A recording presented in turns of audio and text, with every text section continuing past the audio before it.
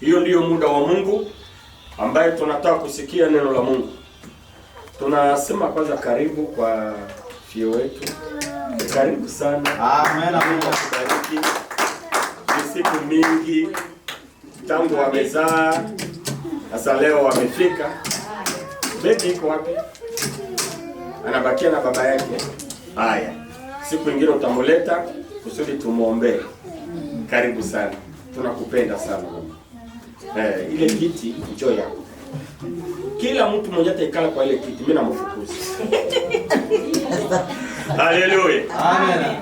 Leo tuko na furaha kubwa. Unajua kama ulizaa na mtoto na mtoto anaenda safari.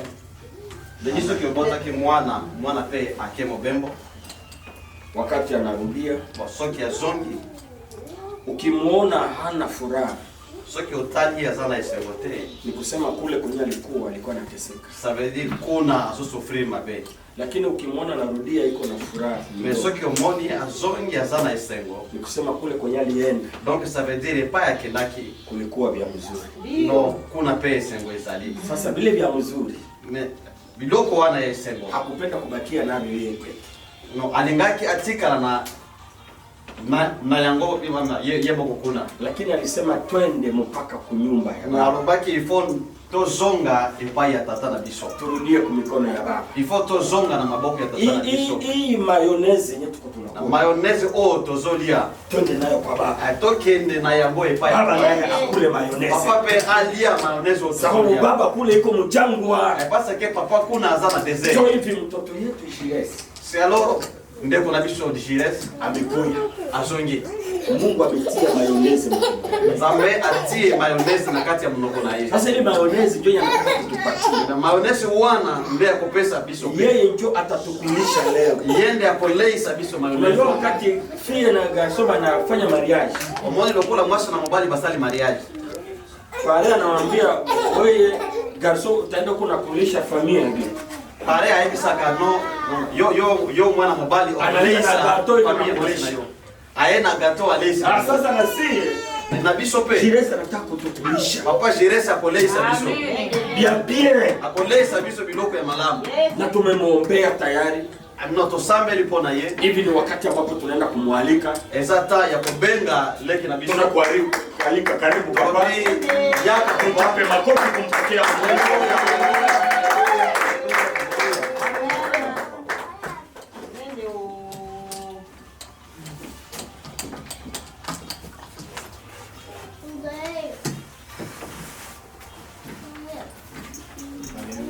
Amen.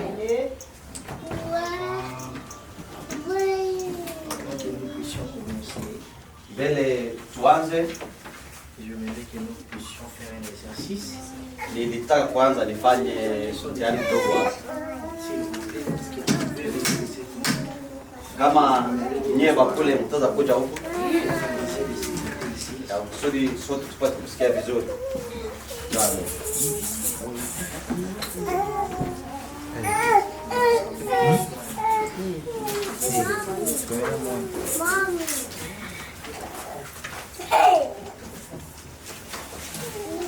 Merci beaucoup pour cet exercice. Tunashukuru kwa hiyo ambayo mnafanya. Avant que nous puissions commencer la prédication de ce matin, Mbele tuanze mahubiri yetu ya siku ya leo. j'aimerais d'abord remercier l'homme de Dieu, Nilipenda kwanza nishukuru mtumishi wa Mungu Pasteur Sila, ya mchungaji Sila pour cette opportunité qu'il nous a offert ce matin. kwa hii zawadi ambayo amenipatia kwa siku ya leo, Et la chair, c'est sacré. sababu madhabahu ni kitu ambacho inakuwa Ce takatifu. n'est pas donné à tout le monde de venir devant ici. Haiko kila yote ile ambayo tunakupatia madhabahu. Lorsqu'on vous donne la chair, Wakati wanakupatia madhabahu, c'est qu'on vous considère.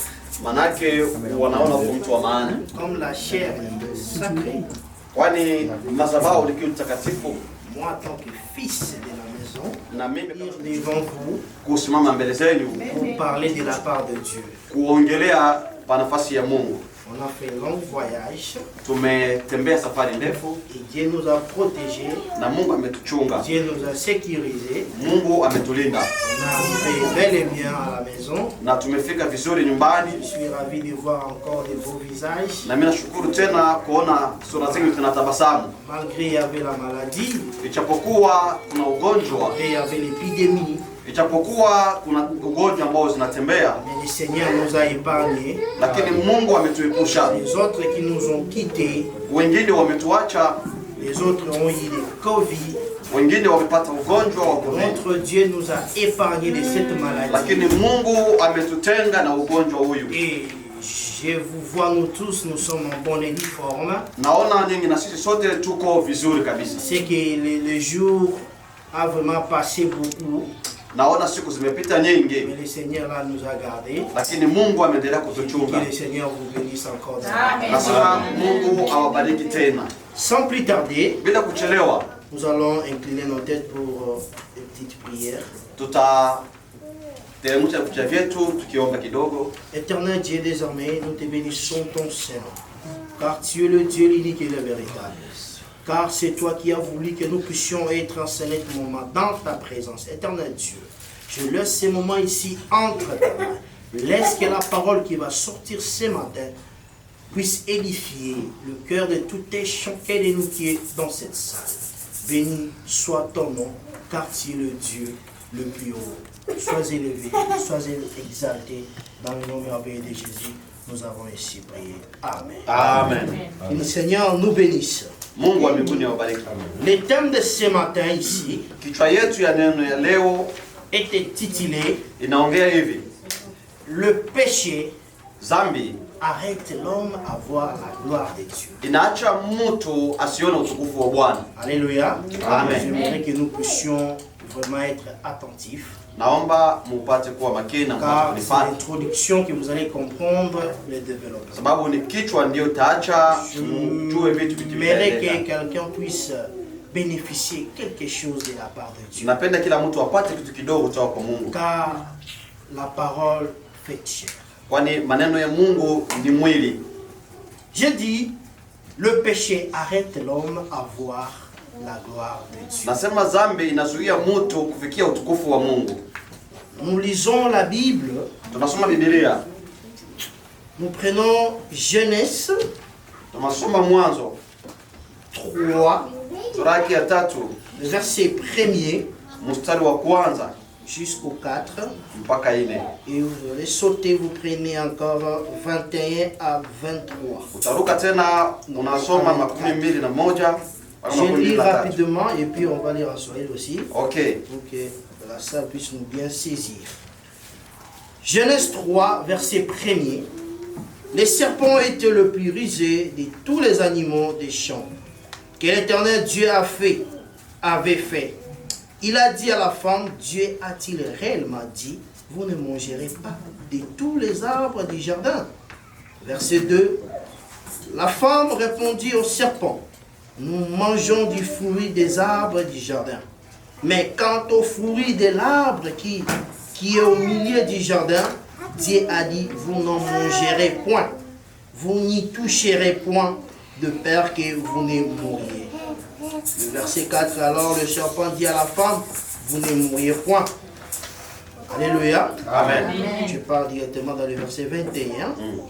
L'Éternel Dieu fit Adam et sa femme des habits de peau et il les revêtit. Verset 22, l'Éternel Dieu dit, voici l'homme est devenu comme l'un de nous pour la connaissance du bien et du mal. Empêchons-les maintenant d'avancer sa main, de prendre de l'arbre de vie, d'en manger et de vivre éternellement. Verset 23, l'Éternel Dieu les chassa du jardin dedans pour qu'il cultivât le terre d'où il avait été pris. Verset 24, c'est ainsi qu'il chassa Adam et il y mit à l'orient du jardin d'Éden les chérubins qui agitaient une épée flamboyante pour garder le chemin de l'arbre de vie. Amen. Amen. Basi nyoka alikuwa mwenye kujihadhari kuliko wanyama wote wa mwituni ambao Yehova Mungu alikuwa amewafanya. Kwa hiyo akaanza kuwaambia mwanamke, je, ni kweli kwamba Mungu alisema msile matunda ya kila mti wa bustani?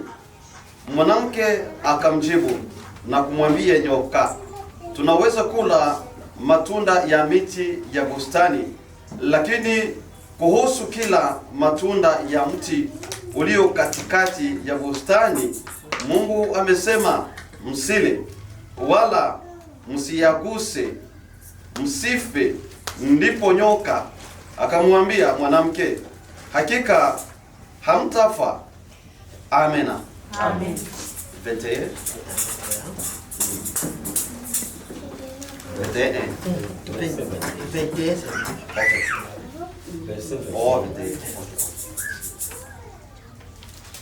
Makumi mbili na moja, Biblia inasema na jina la ndugu yake lilikuwa Yubali, akawa mwanzilishi wa wote wanamtumia kinubi na zumuri,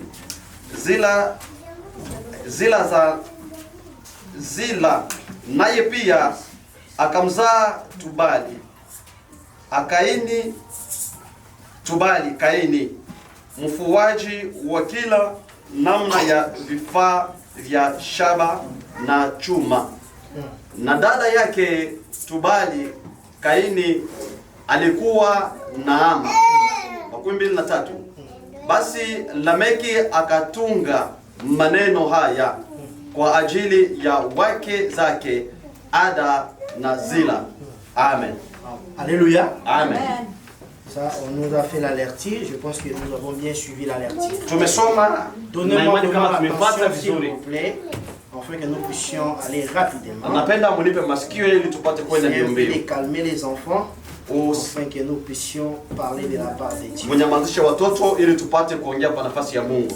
Comme j'avais dit dans l'introduction, kama vile nilisema kwa kwanza, le grand thème de ce matin, kichwa ya neno ya siku ya leo, c'est le péché arrête l'homme à voir la gloire de Dieu. Zambi inazuia mtu kufikia utukufu wa Mungu. Je vais m'expliquer, nitaeleza, afin que nous puissions comprendre pourquoi j'ai dit que le péché arrête l'homme à voir la gloire de Dieu. kusudi tujue tusikie jua nini zambi inaacha mtu asifikie utukufu wa Mungu. Je donne un exemple. Napana mfano. Nous sommes dans la maison. Tuko nyumbani. Papa Sila et sa famille. Mchungaji Sila na familia yake. Il a dit, à partir de 20h, anasema kuanzia saa 2, je n'aimerais pas voir quelqu'un puisse aller dehors de la maison. Sipendi nione mtu yeyote angeenda nje ya nyumba. Alléluia. Amen. Il a dit qu'à partir de 20h, amesema kuanzia saa 2, je n'aimerais pas voir quelqu'un sort de la maison. Sipendi kuona mtu yeyote angeenda nje ya nyumba. Bien aimé, c'est une loi qu'on a donnée dans la maison. Hii inaonekana ni sheria ambayo wameweka nyumbani. La loi qu'on a mis dans la maison, sheria ambayo wameweka nyumbani. Toute personne reste dans la maison. Mtu yeyote anabaki nyumbani. Est censé d'obéir à la loi. Na inaomba apate kuwa chini ya hiyo sheria. Maintenant, un enfant X, na kuna watoto wengine, il a dit non, moi je vais sortir. Amesema hapana, mimi nitatoka. Il sort à 20h. Anatoka na saa 2. Papa, il revient. Mzee anarudia nyumbani. Il trouve que X n'est pas à la maison. Anakutana mtu fulani hayuko nyumbani. Est-ce qu'il sera content? Atafurahi? Ne sera pas content. Hatafurahi. Parce que pourquoi? Ni kwa sababu il a désobéi à la loi. Umekataa papa a venu dans la maison. Ambayo Mungu baba wa nyumba ameweka nyumbani. Et tu le fais à chaque fois quand il dit personne sort à la maison. Na hiyo unaifanya siku zote, angesema mtu asitoke. Natoka. Maintenant, regardez ce qui va arriver. Angalia vile ambao utafikia huyo mtoto. Lorsque papa veut faire un cadeau, wakati baba anataka kupana zawadi dans la famille, kwa familia, toi tu seras exclu du cadeau. Wewe utakuwa uko nje ya hizo zawadi. Alléluia. Amen. Est-ce que vous me suivez très bien? Mnapata vizuri? Tu seras exclu du cadeau. Utakuwa uko nje ya hizo zawadi. Pourquoi tu es exclu du cadeau? Kwa nini wewe hautapata kwa hizo zawadi? La réponse est claire. Parce que vous êtes en train de désobéir à la loi que papa a mis dans la maison. Les gens doivent les gens qui sont dans la maison, watu ambao wanakuwa ils peuvent nyumbani bénéficier de la part du papa. wanapasha pata vitu kutoka kwa En baba, quelque sorte, la gloire que papa les a rendue. kwa vitu ambavyo Toi, kama tu seras instruit. baba amewapatia wao, utakuwa nyuma, Parce que tu n'as pas marché selon la loi de la maison. sababu umekatala kutembea chini ya sheria ya Quand même nyumbani. la Bible, comme on vient de lire la Bible, Inasema Dieu avait mis Adam et Ève dans le jardin. Mungu ameweka Adamu na Il les Eva a ndani ya placés jardin. là-bas. Akawaweka huko. Lorsqu'il les a placés dans le Wakati jardin, aliwaweka huko Adam et Ève, Adamu na Eva, Dieu avait donné la loi. Mungu akaweka sheria. Vous pouvez manger n'importe quel fruit. Utaweza kula matunda Vous yote. pouvez toucher n'importe quel fruit. Utaweza gusa matunda Le yote. fruit est au milieu du jardin. Lakini matunda yanakuwa Vous les katikati ya toucherez. bustani, msiguse. Alléluia. Amen. C'est la loi que Dieu avait mis dans les jardins. Hiyo ni sheria ambayo Mungu Adam ameweka et ndani ya Eve. bustani. Adamu na Eva Et ils étaient censés d'obéir à la loi. walipashwa kutembea na hizo ambazo Mungu Regardez, la ameweka. Bible nous dit ceci. Biblia inasema hivyo. Diable tellement qu'il est risé, Shetani kwani anakuwa na maele. il est venu pour leur dire, Alikuja ili akapata vous kuwaambia. allez toucher, Akasema vous mutagusa allez manger, na vous mutakula deviendrez comme lui. na Alléluia. mutakuwa sawa sawa na Mungu. Lorsqu'ils ont désobéi à la loi, Wakati walikataa et kufuata ils ont sheria za mangé la Mungu, fruit, wakakula et ils matunda, ont touché, wakagusa matunda, la gloire de Dieu utukufu wa ne Mungu pouvait plus encore rester en elle. haikubaki Parce pamoja qu'ils na wao, ont désobéi sababu à walikataa la loi qui kufuata était mise au jardin. sheria za Mungu zimewekwa kwenye bustani. Pour cela, dans mon terme, je dis, Ndio sababu le tunasema péché arrête l'homme à voir la gloire de Dieu. tunasema dhambi na acha Mais Mungu lorsque afikirie tu sheria za désobéis, Mungu. Wakati c'est tout unakataa un sheria za péché. Mungu, hiyo Alléluia. inakuwa dhambi. Amen. Lorsque tu es en train de faire les choses qui est contraire à la loi, Wakati unafanya vitu ambavyo haviko nyuma ya sheria, on doit t'arrêter. watakufunga, On va te chasser. watakufukuza. Maintenant, regardez Dieu Angalia Mungu dans sa miséricorde, bien-aimé. kwa upendo wake. Dans le verset 21, la Bible nous dit, Makumi mbili Dieu na moja les avait inatuambia- chassés. inatuambia Mungu akawafukuza pourquoi? Parce qu'ils ont désobéi à la loi. sababu walikataa kufuata sheria za Mungu. Alléluia. Amen. Étymologiquement par là, Na tutaweza kusema hivi dans le définition, tutaweza kusema hivi, je vais donner la définition du péché pour que nous puissions comprendre. tunataka waambia kama dhambi maana yake ni nini. Le péché, Dhambi c'est un acte conscient ni matendo ambayo mtu anafanya na anajua, par lequel on fait ce qui est interdit par la loi. ambayo mtu anafanya kwa vile ambavyo sheria imekataza. Alléluia. Amen. Nous allons comprendre que lorsqu'on t'interdit quelque chose, Utaona wakati wanaokataza kitu fulani, cela veut dire que tu es conscient de ce qu'on t'a dit. inawezekana wewe unajua vitu ambavyo Lorsqu'on te dit de ne pas sortir à 20h, wakati wanasema utitoke cela saa veut dire que mbili tu es usiku. conscient qu'on m'a dit de ne pas sortir à 20h. Hii inasema kama usitoke saa mbili. Lorsque tu sors Na à 20h, ukitoka saa mbili cela veut dire dans ta conscience, inamaanisha ndani yako tu sais que wewe j'ai désobéi. unajua kama Tu sais sheria que moi umevunja. avec papa, on ne va pas s'attendre. Unajua kama mimi na baba Parce que hatukutanana, il y a la loi qui était déjà parlée. kwa sababu kuna sheria ambazo tayari zimewekwa. Adam et Ève étaient conscients Adamu na Eva walijua que Dieu avait interdit kama Mungu amekataza de toucher l'arbre de vie. ya kugusa mti wa uzima, Et ils ont mangé l'arbre. na walikula hiyo mti wa uzima. Lorsqu'ils ont mangé, bien aimé, Na wakati walikula ils savaient qu'ils ont désobéi à la loi. walijua kama wamevunja Ils sont sheria, allés se cacher walikwenda kujificha pour que Dieu ne les voie pas. Mungu ili asipate kuwaona. Lorsque Dieu a descendu, Wakati Mungu il alishuka, commence à chercher l'homme. Mungu akaanza tafuta mwanadamu, Où es-tu?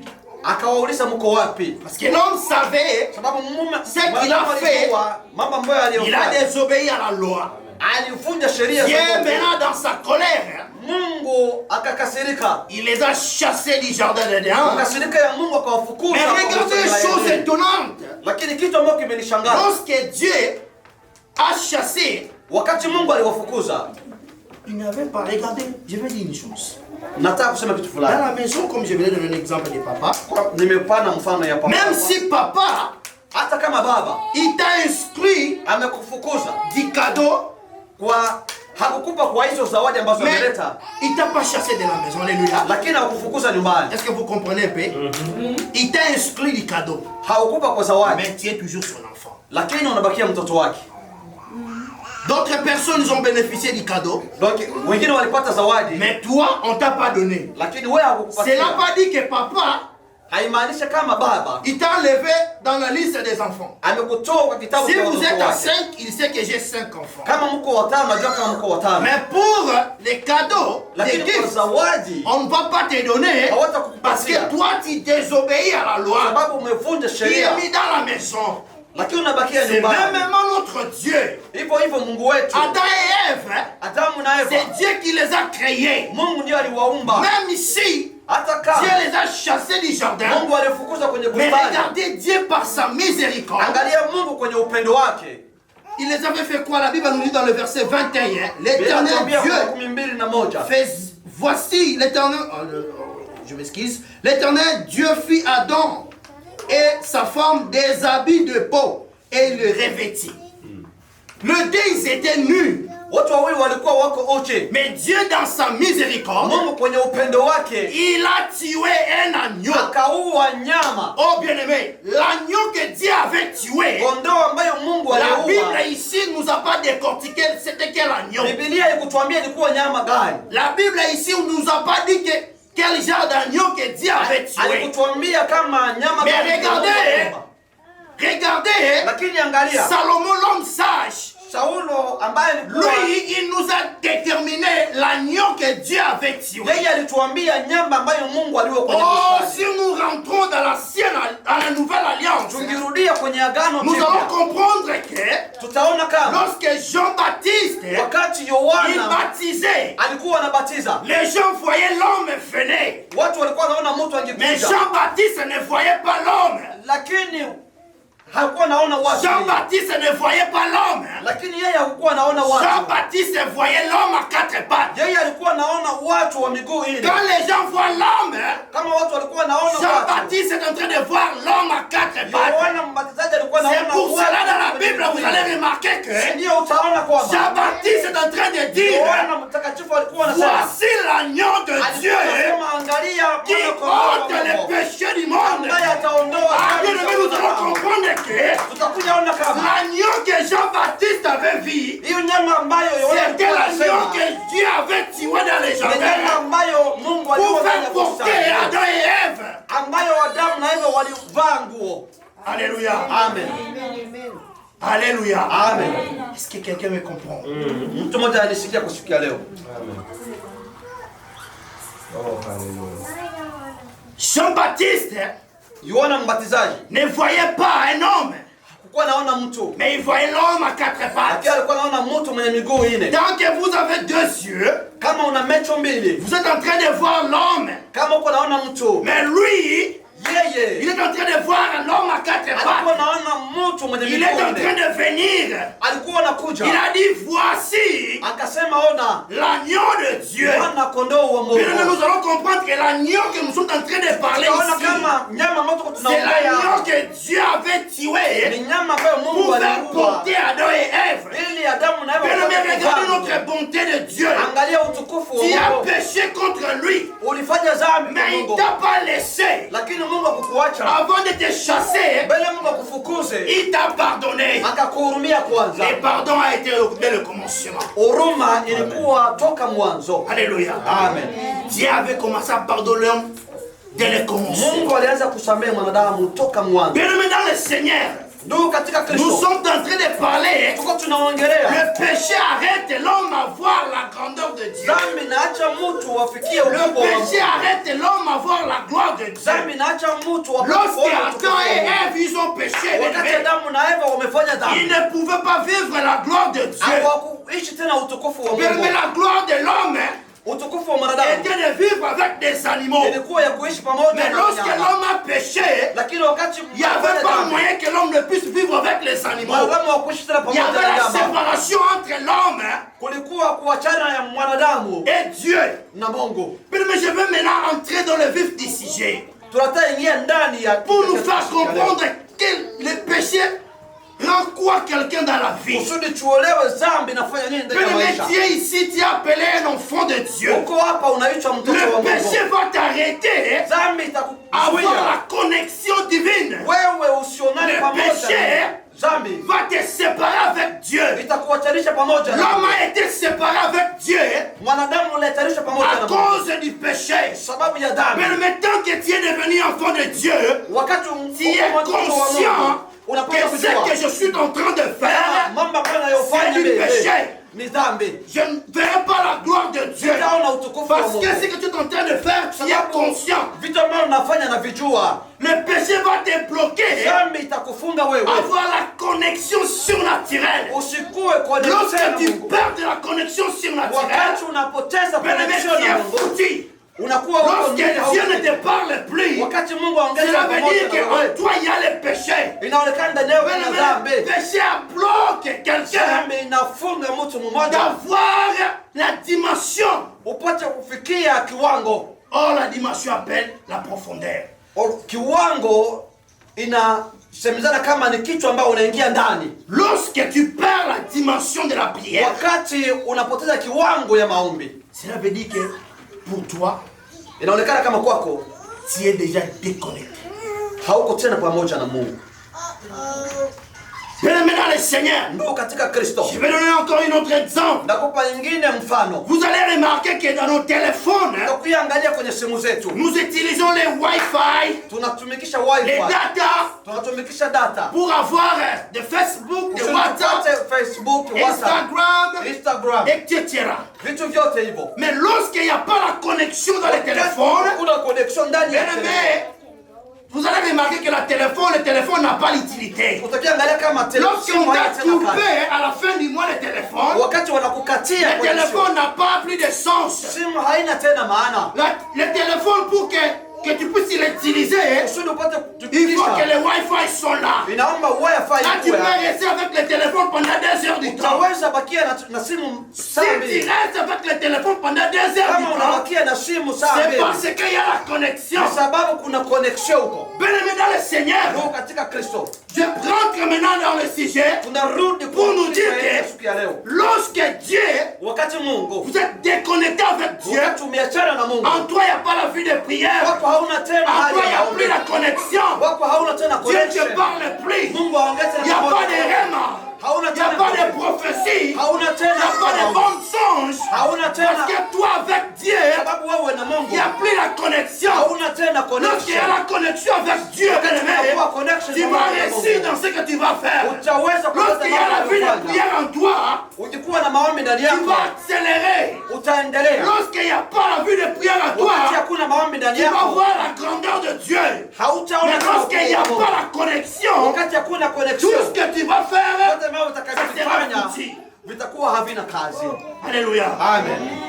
Pourquoi? Parce que le péché t'a séparé avec Dieu. Sababu dhambi imekuachanisha pamoja na Le Mungu. péché va te rendre inapte, Dhambi bien-aimé. inakufanya unakuwa hauna Ce qui maana. est conscient comme ça, Watu ambao wanakuwa na akili, toi tu le vois. Ce qui est inconscient, toi tu le vois conscient. vitu havina maana, unaona kama viko Pourquoi na tu maana. demeures dans le péché? Sababu Oh, unaishi ndani nous ya les dhambi. enfants de Dieu, Sisi watoto wa nous Mungu ne sommes pas censés de demeurer dans le péché. hatupaswi kubakia ndani ya Car dhambi. notre Dieu Sababu Mungu wetu avait accepté aliitika de nous faire porter la peau. kutubeba, sio kutuvalisha ngozi. Alléluia. Amen. Regardez sa miséricorde. Angalia upendo wa Mungu. Pourquoi? Kwa nini? Dieu a voulu que nous puissions parler ce matin de ces grands thèmes. Mungu alipenda tupate kuongea kichwa hii ya siku ya leo. Il y a des autres personnes Kuko watu wengine qui n'aiment pas qu'on puisse prêcher des genres de prédications. hawapendi Mais kuongea bien aimé dans le Seigneur, tant que mahubiri. nous sommes des enfants de Ndio Dieu. katika Kristo, kama tuko watoto Nous wa vivons Mungu, ici en Amérique. tuko tunaishi hapa Amerika. Le péché c'est comme un pain. Dhambi ni kama vile mkate, Vous sortez dans les coins, vous allez trouver ça. unatoka quelque part Vous partez utaikutana, là où, je ne sais pas l'endroit où unaenda vous kwa pouvez le fulani péché. utaikutana hapo. Mais tant que tu es un enfant de Dieu, Kama ungali mtoto wa ne Mungu, considère pas ton saving. usiangalie ile Ne ambayo considère unafanya. pas ta voiture. Usiangalie gari Lorsque lako. tu demeures dans le péché, bien-aimé, Uingiishi ndani ya même si tu as dhambi. de belles voitures, Hata kama una gari même si nzuri, tu as de bonnes maisons, hata kama una nyumba mais nzuri, lorsqu'il y a le péché en kama toi, una dhambi ndani bien-aimé, yake, tu ne vas pas vivre la gloire de Dieu au hautaishi ciel. utukufu wa Mungu. Dieu est là, bien-aimé. Uko Dieu est en hapo. train de te regarder. Naomba utembee. Oh, bien-aimé, lorsque je me souviens Nakumbuka d'un homme dans la Bible, mtu mmoja ndani ya Biblia, Job, Ayubu, pour que Job il reste dans la vie, kusudi Ayubu abaki ndani ya maisha. Dieu avait trouvé quoi en lui? Mungu alipata nini ndani yake? Dieu avait trouvé la fidélité et l'intégrité. Mungu alipata woga wa Mungu na alipata kutembea pamoja na Job Mungu. n'avait pas insulté Dieu. Ayubu hakutukana Job Mungu. n'avait pas péché contre Dieu. Ayubu hakufanya Même dhambi si mbele sa za Mungu. femme lui poussait Hata kama mwanamke alikuwa anamsukuma d'insulter Dieu, akamwambia tukana Mungu, Job n'avait pas insulté. Ayubu akasema sitatukana Job Mungu. avait demeuré fidèle. Ayubu akasema nitabakia Job ndani était ya intègre. La akasema Bible nous dit nitamcha que Mungu. Job était un homme intègre. Inasema alikuwa ni Il mcha était Mungu. intègre dans sa vie. Alikuwa ni mcha Mungu ndani ya maisha Il y yake. avait la maladie, Kulikuwa ugonjwa, mais à la fin, lakini kwenye mwisho Dieu lui avait donné la victoire. Mungu akampatia Job ushindi. était un homme glorieux. Ayubu alikuwa Job mtu avait vu ambaye la gloire de anafika. Dieu. Alikuwa Mungu anaishi Pourquoi? utukufu wa Parce Mungu. que Kwa nini? en Sababu lui, ndani il y yake avait la yeye fidélité, kulikuwa il y kumcha avait Mungu, l'intégrité, kulikuwa il y kutembea avait pamoja la na vie de Mungu, prière, kulikuwa il y hali ya avait maombi, l'obéissance. kulikuwa Bien-aimé kumcha dans le Mungu. Seigneur, Ndio katika si tu maisha veux réussir dans la vie, unataka kuweza ndani ya si maisha tu yako, veux que le péché ne puisse pas t'atteindre, unataka dhambi isitembee pamoja essayez na de wewe. marcher Tembea dans pamoja les na quatre chemins que je viens de tembea ndani ya citer. vitu vinne ambavyo Bien-aimé, naongea. vivre dans la vie de prière, Ishi hali ya maombi, vivre dans la fidélité, ishi vivre kumcha dans Mungu, l'intégrité, ishi vivre ukimwogopa dans Mungu, l'obéissance, bien-aimé. ishi Lorsque ukipenda tu Mungu, vis dans ça, uishi la vitu hivyo, gloire de Dieu utukufu wa Mungu reviendra sur toi. utatembea juu yako. Alléluia. Amen.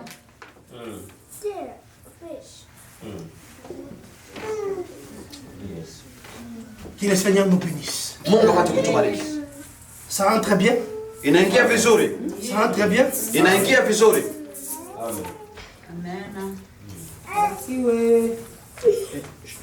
Je prends encore un autre exemple. Na pana ingine mfano, Nous voyons Ézéchias. tunaona Ezekia. Ézéchias c'était un homme intègre. Ezekia alikuwa mtu alikuwa na mcha Mungu. Là, je suis dans le 2 rois. Hapo tunakuwa kwa ufalme wa pili. La Bible nous dit, Biblia inatuambia le prophète Esaïe Isaya akakuja, est venu annoncer akakuja akamwambia, à Ézéchias, akaambia Ezekias, Ézéchias, prépare-toi, akaambia Ezekias jitayarishe, parce que tu vas mourir. akaambia huko unakufa. Oh, la Bible, quand elle dit comme ça, Biblia kama inasema hivyo, Ézéchias n'avait pas parlé Ezekia akuongea na nabii, à prophète Esaïe. Ezekia La akuongea na Bible nous nabii. dit, Ézéchias avait demeuré ferme. Biblia inasema Ezekia Il akabakia était kimya. un homme intègre. Alikuwa mtu ambaye Je anamcha suis pas Mungu. de ses côtés.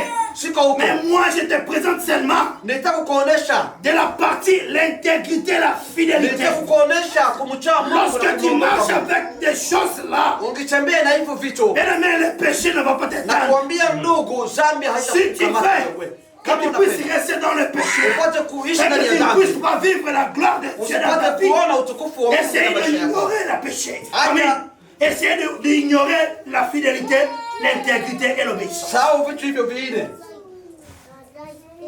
Là, vous allez voir les péchés pas t'atteindre. Hapa utaona jinsi dhambi itatembea pamoja na wewe. Mais la loi reste la loi. Ndugu, sheria inabakia ni sheria. Lorsqu'on dit la loi reste la loi, Wakati wanasema sheria On inabakia ni savait. sheria, walijua.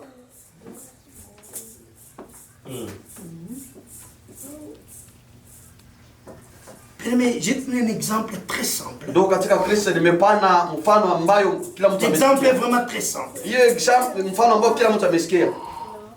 Papa dans la maison, Baba ndani ya nyumba il peut fâcher ataweza kutomboka lorsque tu commets seulement une erreur. wakati unafanya kosa yoyote ile. L'erreur c'est quoi? Kosa ni Ce qu'il lui dit, ni kitu ambayo unasema, ce qu'il dit, kitu ambayo tu anasema n'obéis pas. wewe Même haupendi nos femmes dans la kuipata. maison, Même nos femmes dans la maison. Hata wake wetu nyumbani mwetu. Si tu ne veux pas que l'argent puisse sortir. Kama upendi pesa zipate kutoka. Tu dis, bon, tu vas écouter madame. On nasema tu madame kutokea leo. On a $1000. Tuko na $1000. Dans les $1000 ici, je n'aimerais pas voir que tu puisses bouger. Kwa hiyo dola 10,000 mimi sipendi utoe hata kwa senti moja. Mais lorsque maman, Wakati mke wako essaye de bouger les $1000, anatoa kwa hiyo dola 10,000, dès ton retour, wewe unaporudia tu regardes les comptes. unaangalia pesa ambapo pesa Tu vois que iko. ça reste 500. Unaangalia nabakia dola 500. Je ne sais pas le jour là, si je t'aime, ça sera. Sio hiyo siku kama nakupenda itakuwa. Alléluia. Amen. Est-ce que je t'aime, ça? Ekozala. Siku hiyo mapenzi itakuwa kweli. Je t'aime, Ekozala. Siku hiyo mapenzi itakuwa. Pourquoi? Kwa nini? Ah, merci, mon Dieu. Merci, papa. Pourquoi tu as désobéi? Sababu amekatala kushika C'est que sheria. papa dit. Amevunja sheria ambayo baba amesema. Ndio katika Kristo. Ici, Hata même kama ici, c'est Attends, toi attends. qui cherches l'argent. ni wewe ndio umetafuta Quand tu pesa. ramènes l'argent dans la maison, Kama analeta pesa nyumbani, ça devient pour papa. inakuwa ya baba. Alléluia. Amen. Tu travailles 12 heures. Unatumika masaa Tu viens 12. avec 2000. Unakuja na dola 10,000. Regarde quand tu gagnes la caisse. Ingia kwa kesi ya nyumbani. C'est papa qui surveille là. Imekuwa ni baba ndio anatoa. Essaye d'enlever les 300. Pima toa dola 500. Acheter les make-up. Uza makeup. Au moins, on n'est pas au compte. Utaona kitu papa atasema. Je ne veux pas comme ça. Anasema sasa nimeshipendi hivi. Moi, si je te dis, il faut obéir. Kama mimi nasema inaomba Moi, toi, tu vas nashika. enlever les 300 ça pour ta que je puisse. Utaona toa 300 bila mimi kujua. Je ne veux pas les dépenser inutiles. Sipendi vitu ambavyo havina maana. Mais c'est toi qui avais ramené l'argent. Na ni wewe ndio ulileta pesa. Bien-aimé, c'est comme notre Dieu. Ndiyo hivyo Mungu wetu. Nous sommes des enfants de Dieu. Tuko watoto wa Mungu. Nous partons à l'église. Tunakwenda kanisani. Tu joues dans les instruments. Unapiga Mais vyombo. si tu pêches, Lakini ukifanya tu dhambi, désobéis à la loi de Dieu. umevunja sheria za Mungu. Dieu va t'exclure. Utafukuzwa. Utatupa nje. Alléluia. Amen. Le péché. Dhambi Arrête. inaacha mtu Avoir la grandeur de Dieu. asifikie ukubwa wa Mungu. Le péché. Dhambi Arrête l'homme. inaacha mtu Avoir la gloire de Dieu. asipate utukufu wa Mungu. Alléluia. Amen. Bien-aimé, je suis en train de chiter. Mimi nataka kuteremka sasa Pour nous dire ceci. ili tupate kuongea hivi. Aujourd'hui, Leo c'est le Saint-Seine. leo ni meza ya Bwana. Ok? La personne Mtu qui est censée mwenye anapashwa prendre le pain kuchukua mkate et du vin, na divai c'est la personne qui marche dans l'intégrité de Dieu. ni mtu ambaye C'est la anatembea ndani personne ya qui woga wa craint Mungu. Dieu. Ni mtu ambaye anaogopa Mungu. Si tu ne crains pas Dieu, Kama hauogope Mungu, il ne faut pas venir voir ça. hauna droit ya kugusa hapo. Sinon la malédiction Ha- reviendra. Hapo utajua kama vitu ambavyo haujue vitafatana na wewe. Nous sommes censés Tunapashwa d'être kukua des enfants de Dieu. watoto wa Mungu 4 choses. na vitu vinne. Je ne chite pas là. Nataka kumalizia hapa. Un enfant de Dieu. Mtoto wa Mungu, Si tu veux réussir kama unataka upate kuweza, à voir la gloire de Dieu dans ta vie, kama unapenda upate kuona utukufu wa Mungu ndani ya maisha, première chose, kitu ya kwanza c'est la prière. ni maombi. Deuxième chose, Kitu ya pili, avoir la fidélité. unapaswa kuwa kutembea pamoja na Mungu. Troisième chose, Kitu ya tatu, l'intégrité. unapaswa kuogopa Et Mungu. la quatrième chose, Kitu ya mwisho, c'est l'obéissance. unapaswa kushika sheria za Lorsque Mungu. tu respectes Ungeheshimu vitu hivyo vinne, ces doctrines, ungeheshimu tabia nne hizo, tu verras la gloire de Dieu dans utaona utukufu wa Mungu ndani ya maisha yako. ta vie. Alléluia. Amen. Laisse que mon Seigneur vous bénisse. Acha Mungu wetu apate kuwabariki. Amen.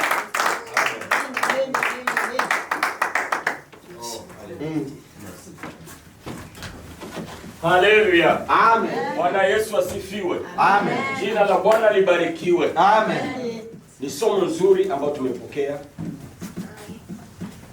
Dhambi. Mwanadamu hawezi kuishi bila kuwa na utukufu utukufu ya Mungu. Hauwezi kuishi. Eza bonne parole de Nzambe tuoti ko recevoir. Hauwezi kuishi bila utukufu ya Mungu. Ukiko vivre sans qu'il y ait la bénédiction Nzambe. Kusudi leo uishi, Pour le vivre, inabidi uwe na utukufu. il faut la bénédiction Nzambe.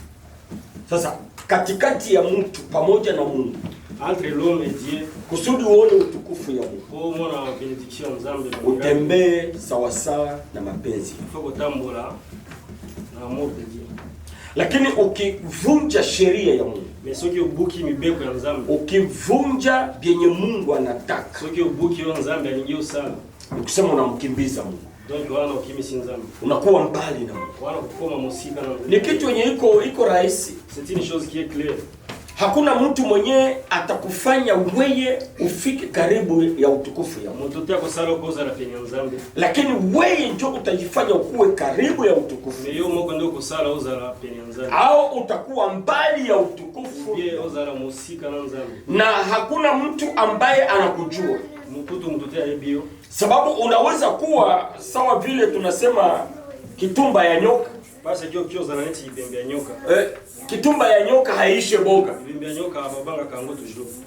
Batu banakuhesabilia miaka ndani ya kanisa, Bato wakyo konteo bambula. na kumbe utukufu ya Mungu haikuwake tena. Zoka ndele ba benediction Nzambe za kanisa. Unaingia kama kanisa kila siku, Ukota église tous les jours. kutoa sadaka unatoa, Mama bonzo tia. kuimba unaimba, Sambe. lakini utukufu ya Mungu, Benediction Nzambe. utukufu ya Mungu, Benediction Nzambe. la gloire de La Dieu, gloire de Dieu. ile utukufu ya Mungu La gloire de Dieu. haikuwake tena ndani yako. Ezala kalisho sur la kati na. Ulishaka kukauka, Yo umela deja. uko kokoto, Ozane tikoko. lakini tu jina ya Bukristo Mekombo kaka na ndio yenye unakuwaka tu nayo, Wala ndio za kana. na jina ya cheo Wala kombo kaka ya pasteur, pasteur. reverend pasteur, Reverend pasteur. bishop, apotre, jina iko Wala titre kaka. na unatembea kabisa na heshima, Yozo tamola na barisi. lakini ukiingia ndani Soki yokote na kati. uko vide, Oza vide. hauna utukufu ya Oza Mungu. na gloire. Na maisha ya Ukristo, Na via kike. kusudi uone uzuri ya kutumikia Mungu, Ko mona malonga yako sali na Nzambe. uishi utukufu, Ko vivre na gloire. usikie ndani yako Faut yoka na kati na yo. niko connecte na mbingu, Kana za connecter na lola. ndani yako Kati na yo. sasa uko naimba, Ndio zo sambela. hautafuata batu bengine benye kusikia, Yo kolanda bite bazoyoka yo. lakini wewe peke kunasikia, Meo na kati na yo moko. sawa vile baridi kunaingia mumwili, Neti malile zo kota na zo. unasikia sawa vile unataka kuruka, Neti zo lingio. sababu uko connecte na mbingu, Za connecter na lola. sababu mbingu ziko zinakutazama, Lola zo tala yo. sababu mbingu ziko zinaimba pamoja na wewe, Zo emba kwa mkuu. sababu mbingu inakujua, Lola yebi yo. sababu kunakuwa connection. Wana za connection. Na ile ndio kitu ya maana, Wana ndio loka ya kunasikia ndani yako Yo zo kana kati na yo. furaha ya mbinguni Bajua. inajaa ndani yako. Bajua lola na kati na yo. Wewe peke unajijua, Yo moko mie. unajua kama ndani yako ulishakakauka, Yo moko hivi na kati na yo. ndani yako Loko te. ulishakuwa vide, Na kati na yo vide kaza. hata saa ya kuomba Me ata ba. unaanza kosa na maneno ya kuomba, Kuto ko zanga baruba. sababu wewe peke uko vide. Yo moko za vide. Furaha ya kwenda kukanisa Joie au kende église. haiko Ezala kate. huko, unasikia niende nibakie, niende nibakie, juu ya nini? Sababu hauko connecte, Koza connecter te. hauko connecte na ile utukufu ya Koza Mungu. connecter te na gloire. Tunataka kwenda kuomba Mungu. Ngito sambe na zambi. Labda ndani yako umesikia ile uhusiano, ile connection haiko tena na Mungu, Ngite na kati na yo koyoka connection na zali susu na zambi. unahitaji kuomba Mungu, Il faut sambe na zambi. unahitaji kumwambia Mungu nisamehe, Faut ibisa zambi limbi sangai. kusudi tena Mungu akurudilie, Faut zambe a koma shiyuri susu. kusudi Mungu akurudishie na ile utukufu yake. Faut zambe apesa gloire na yeye wana. Hivi tunataka kwenda kuomba Mungu. Bato ngito sambe. Kama unataka tukusaidie na maombi, Sio ngito sali sana na prier. na sababu ndani yako umesikia umekauka kiroho, Kona kati na yo kike uza vide. ile mafuta Ba mafuta ya kiroho ya haiko tena ndani yako, Ezala kati na yo. unahitaji kuomba msamaha, Wala faut sambe. kumwambia Mungu apate kukusamehe. Ebisa nzambe ali mbisa yo. Kama unataka msaada wa maombi, Soki sasa ulingi basa ali sana prier. nyoosha mkono yako pale kwenye Tiens uso, mboko na yo place uzali. tunataka kwenda kukuombea. kusudi tukuconnecte tena pamoja na Mungu, ili kwamba usikie tena ile utukufu ya Mungu. Tia tu mkono juu na tuombe kwa ajili yako. Kama unasikia ndani yako umepungukiwa, ile utukufu ya Mungu haiko tena ndani yako, unahitaji kuinua mkono pale kwenye huko, tukuombe msamaha kusudi Mungu akurudilie tena. Kwenye utukufu ya Mungu iko, kwenye utajiri ya Mungu, kwenye utukufu ya Mungu iko, kwenye baraka ya Mungu. Utukufu ya Mungu ikienda na unakuwa disconnected, na baraka zote zinakimbia, sababu ile unahitaji tena kumrudilia. Kama unahitaji msaada ya maombi, tia mkono juu na tuombe Mungu mbele. Na kama hakuna, acha tutenda kuomba Mungu. Baba, katika jina la Yesu Kristo wa Nazareti, tunakushukuru, tunasema asante kwa ajili ya neno hili ambalo umelituma kwetu kwa mchana wa leo. Asante sababu unajua roho zetu. Asante sababu unajua kushindwa yetu. Asante Baba, maana kila aliyekutumainia hauwezi kumwacha apotee, lakini unamtumia kama maneno ya kumrudisha. Ulijua ya kwamba Bwana utukufu haiko tena ndani yetu Bwana. Ndio maana umetuma mtumishi wako leo azungumze pamoja nasi, ili kwamba tena tukurudilie.